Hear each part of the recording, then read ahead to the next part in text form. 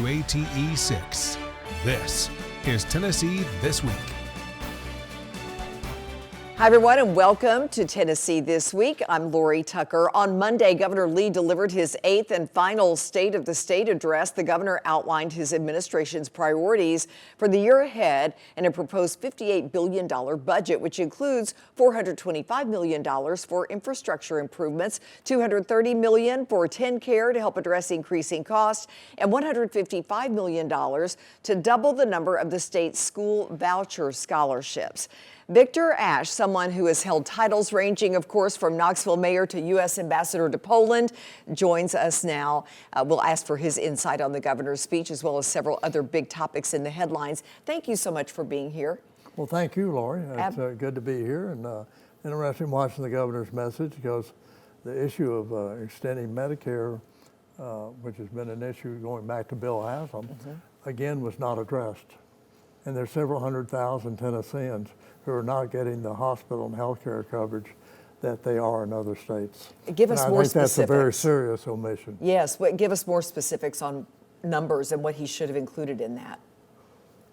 Well, just include anyone would be a plus. I mean, you shouldn't let any Tennessean who otherwise could have health coverage, hospital coverage, go without. What is the rationale for that?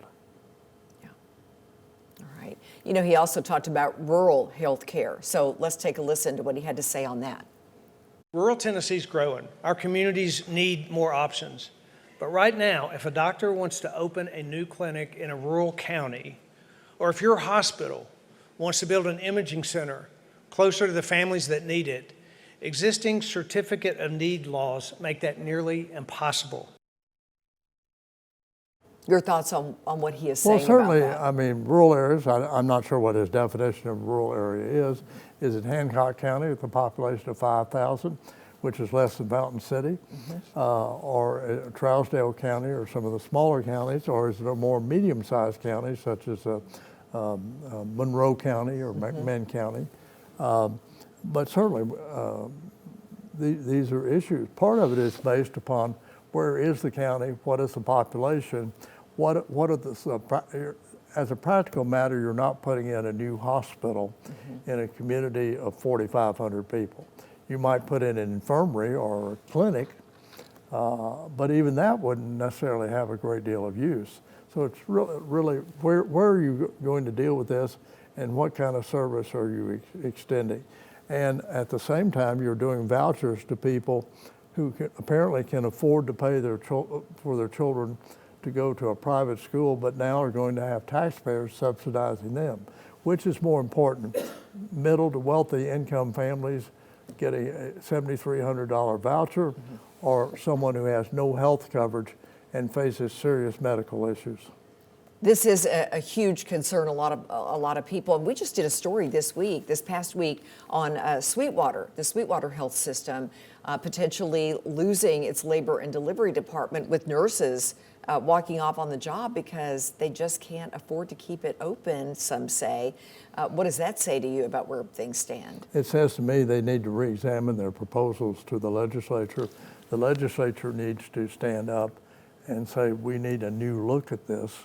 And how do you explain why vouchers are more significant as opposed to someone who faces major health issues and may have to be hospitalized? I want to ask you more about the school voucher program. A lot of people who don't like it have said, why does it make sense at all? Who is the governor trying to please with this program? I don't know who he's trying to please. I think he believes philosophically that everyone should have a chance to send their children wherever they want to send them. But again, is the money there to do that? And is it going to a need?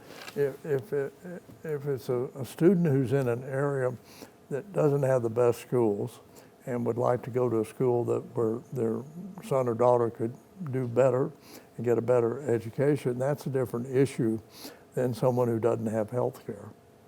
Well, we're trying to find out where these vouchers are going, and it's hard to find out. Well, we're it's not hard to getting a find lot of out that in part information. because the legislature and the governor apparently don't value transparency to the point where a television station such as this could have access. Frankly, any Tennessean should have access under the open records law. All right. Moving on here, we've talked about health care. We have talked about vouchers. We have a lot of other things we want to talk about. In your view, are there any areas in the governor's budget you think are lacking other than what you've talked about? What else? Well, those are should the he have obvious brought up? ones that stand out, and hopefully the legislature will do its job. One problem with having a legislature that is overwhelmingly in one party, and the minority party doesn't even have a third, is it makes it difficult to have alternative points of view heard. And we see the same thing in Washington, although the margins there are much more narrow. And given the upcoming election, the makeup of the Congress could very well change based upon the trends underway, the Texas special election and others. Given what you just said about the makeup of our legislature, what are the odds that this budget, pretty much in its current form, will pass? Well, I don't think there's any question that 95% of the governor's budget will pass as presented, and there'll be some adjustments made. Whether there'll be significant adjustments or just moving one item to another item remains to be seen. But I don't foresee any. I don't know who it is on the Republican side who will stand up and say, we need to take another look at this. And many of the people who were anti-voucher 4 years ago are now pro-voucher. How do you make sense of that? I don't think you make sense of it. It's just there, and it's not a sensible thing. I mean, when Bill Haslam was governor, he tried to extend health care to people who didn't have it, and that's to his credit. Unfortunately, he didn't have the votes to do it. But he certainly took the right stand. All right, very different than what's happening right now, according to you. Let's talk about other stories in the headlines, beginning with Michigan. What do you think about that ongoing situation there? 2 people lost their lives. What do you think of the Trump administration's efforts now to de-escalate it by removing hundreds of troops? Well, there are 2 deaths late in terms of what's going on in Minnesota. And, but at least they seem to be making an effort. We'll see. You know,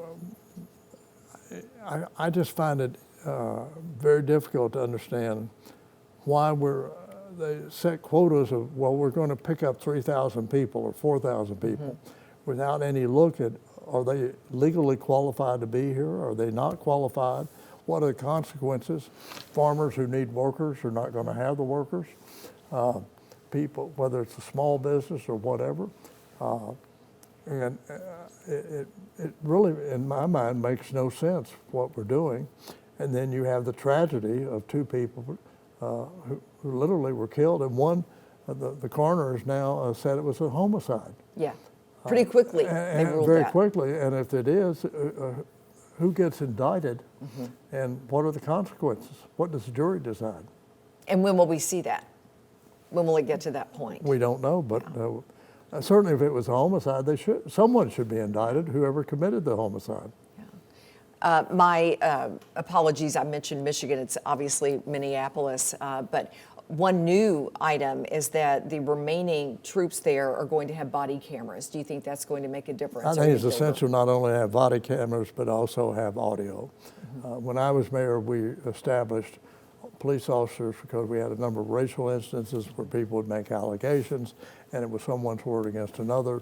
But when you have an audio and you have a video, then if someone did something they shouldn't have done, it's there. They either did it or they didn't do it. You've got it right there in front of you. It's now incontrovertible. it was expensive. The city taxpayers paid over $1 million to equip, in those days, some 400 city police officers. But on the other hand, it brought transparency and truthfulness to the situation. And for the vast majority of police officers who are good men and women, it validated what they did, as opposed to allegations that they did something they didn't do. In your view, money well spent? Money well spent and necessary, particularly in a case where there are racial issues and people sometimes get blinded to what they ought to be saying. You know, with your vast experience with foreign policy, I'd like to get your input on the Russia-Ukraine war. What do you make of the ongoing peace talks? Do you think they could actually lead somewhere at this point? Well, it's hard to believe that Vladimir Putin and Donald Trump have the public good at heart. First of all, Vladimir Putin started this war. He's a modern day Hitler, in my opinion. He just doesn't kill as many people. But over 400,000 Russians have died. Several 100,000 Ukrainians have died. And I don't know that we're any closer to a solution or not. But one can only hope that's the case. But, you know, you look at situation, I mean, with what's going on in Venezuela, what's going on, Trump making allegations that we would perhaps militarily invade Greenland, then withdrawing it. But does he come back to it again? And it's so unnecessary. We have a treaty with Denmark and Greenland where we could put in 10 new military bases next week if we had the money and wanted to do it. You don't need to acquire it. Yeah. I want to talk more about Greenland and more of your thoughts on the renewed threats to take it after the U.S. took military action, as we kind of touched on in Venezuela. What do you think should happen there? You're talking about Venezuela? Yeah. Well, I think there should be And a Greenland. freely elected. There's not a free election. Maduro was removed. He's now in jail in New York State.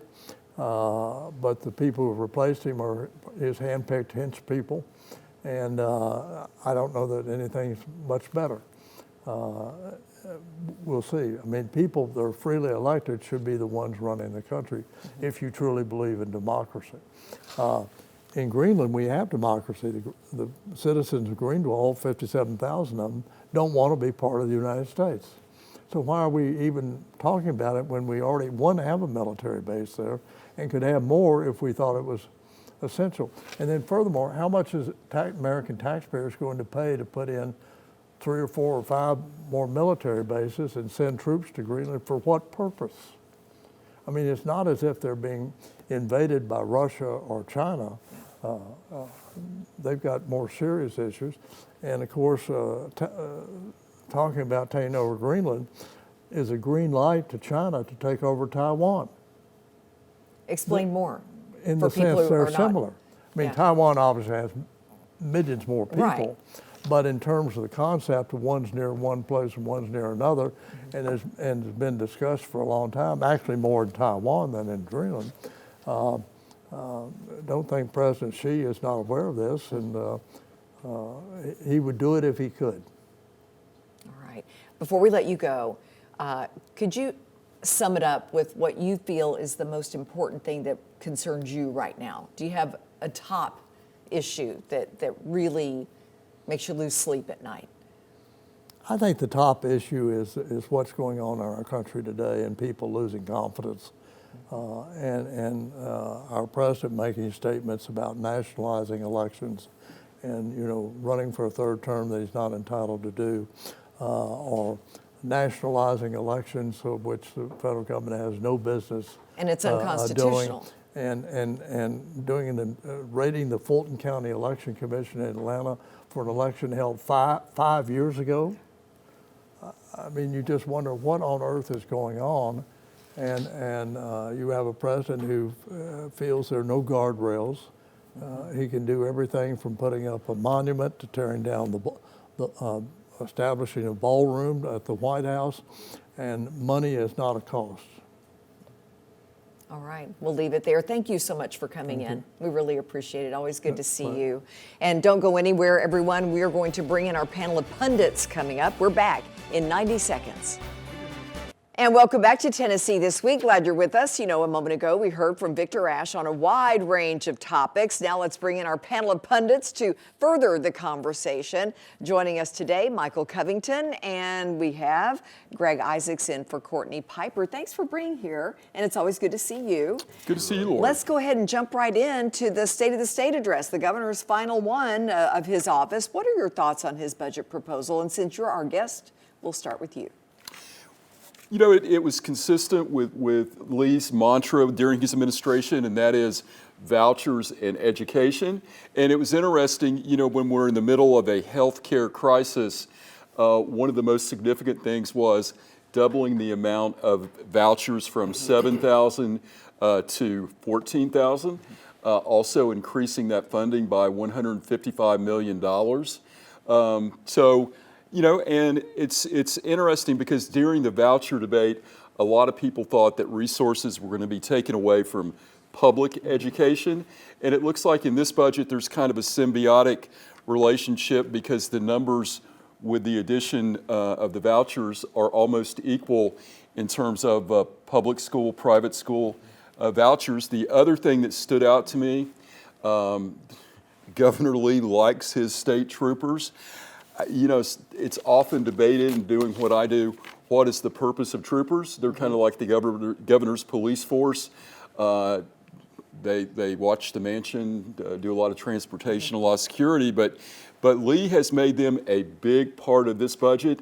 And interesting, consistent with the Trump mandate in Memphis for increased law enforcement, Governor Lee has authorized 100 troopers to be in Memphis full-time. Now think about this, at the cost of $80 million. Now, I don't know if you do the math, that's a lot of money for 100 troopers to go to Shelby County. Well, especially when you talk about that, you talk about vouchers, and then as Victor Ashe pointed out, where's the health care help? I am amazed that the governor comes up with whatever monies that he needs. He is a consummate political professional in that regard, and I have always admired how he came to Knoxville and went to Market Square and did a speech. No one really knew who he was, and when he left, he was on his way to the governor's mansion. He has, throughout his tenure, he has continued to push for things that he really wants, and the vouchers were something that he really wanted. It almost seems like a bottomless pit, like there's no limit to the amount of money that's available. But somehow more money gets allocated to it. And I hope the voucher program works well, I really do. But I think the governor has run the governor's office pretty well. I think that he has done the kinds of things that will set Tennessee on a very good trajectory for the future. I'm curious as to what the new governor will do with how Governor Lee leaves the state. And we will talk about that in just a moment and who that might be, likely will be, maybe. So we'll get to that in a moment. But I'd like to talk more about vouchers because we still have critics saying the amount of the voucher is not enough per family if they're low income to send a child to private school. There's a lot of other monies that need to be spent. Most private schools charge way more than that $7,000. So does it make sense to you? Are already wealthy families getting a little bit of help? They are. We don't know. We don't know. They are, absolutely. But I marvel at the number of parents who are staunch advocates of public schools, yet they send their children to private schools. And the public schools are there for anyone that is in this country. I think that a part of the migration is that parents are trying to get their children out of that environment where it's anything and anybody goes here. I'm not necessarily advocating for private schools. I'm just saying that parents are moving children out of public schools for a reason. Well, it's interesting, and one of the things that also jumped out about this budget, and Michael talking about, you know, Governor Lee's ability to have an almost seemingly endless supply of money. Tennessee has the greatest surplus it's ever had, $2.2 billion, and yet we are in the midst and throes of a healthcare crisis, a hospital crisis. So, you know, it seems like the legacy is education, but with the money and the resources for a rainy day, I would say, Governor, wake up, it's raining. And we need to help these people that have cancer, have horrific illnesses and can't get the help. But back to vouchers. Is voucher a subsidy for the upper middle class and the wealthy? Or is it a way to facilitate going to a faith-based school, a private school?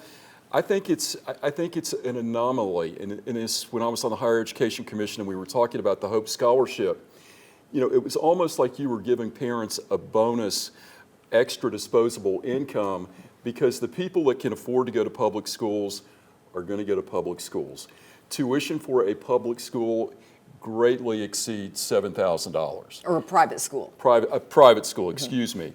So if you are one of the 14,000 that apply for the vouchers, $7,000 isn't going to pay the tuition for one child, much less families that have multiple children. So, it remains to me to be seen whether it facilitates choice and better education, or whether it's just a subsidy or credit for people that had the money to begin with. All right, well, stop it there. Okay. We'll take a break.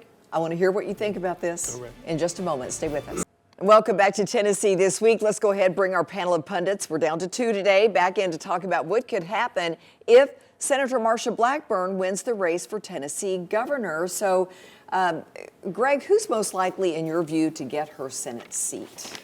There are a number of polls being shot across the state, and Lori, the 800-pound gorilla that's emerging, is none other than our local Congressman Tim Burchett. So, that's an interesting dynamic. I've spoken with the congressman. He is making no bones about the fact that he would be interested in the Senate seat. He said back in August, hey, if she gets governor, I would be very interested in running. Right. But could he be appointed, or would he have to run? How would that work? There's a fascinating scenario. If Senator Blackburn resigns, under the 17th Amendment, it falls to state law on how you do the appointment. Under Tennessee law, the governor makes the appointment. Well, Marsha Blackburn is resigning to run for governor.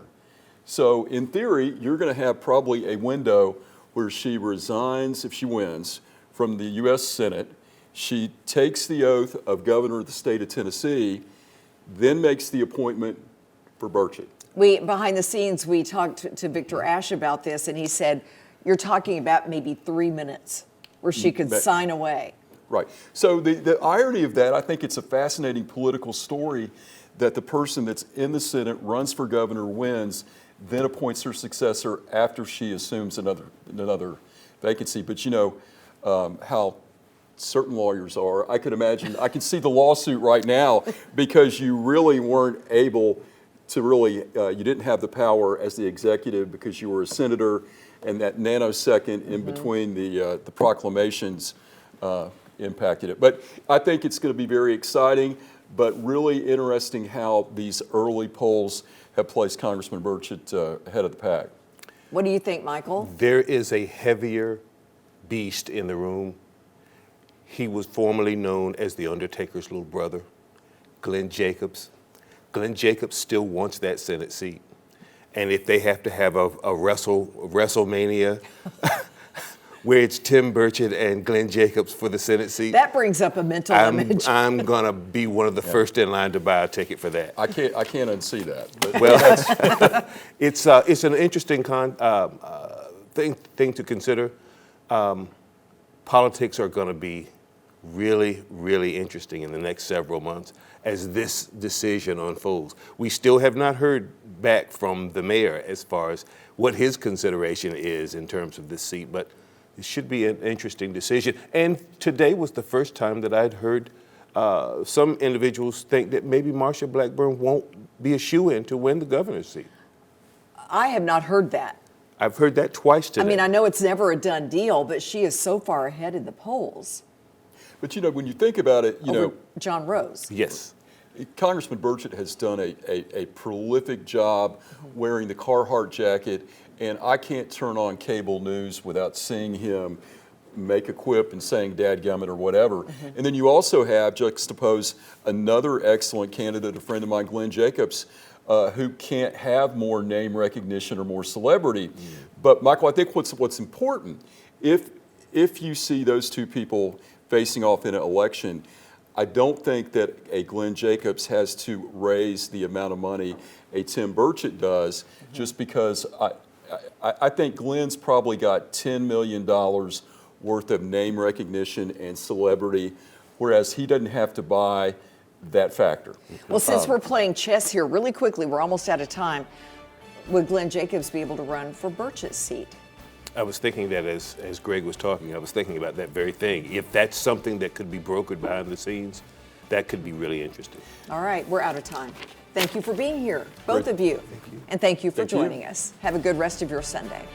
The views of guests on Tennessee This Week are their own and do not represent the views of WATE 6, On Your Side, or Nexstar Media Group Incorporated.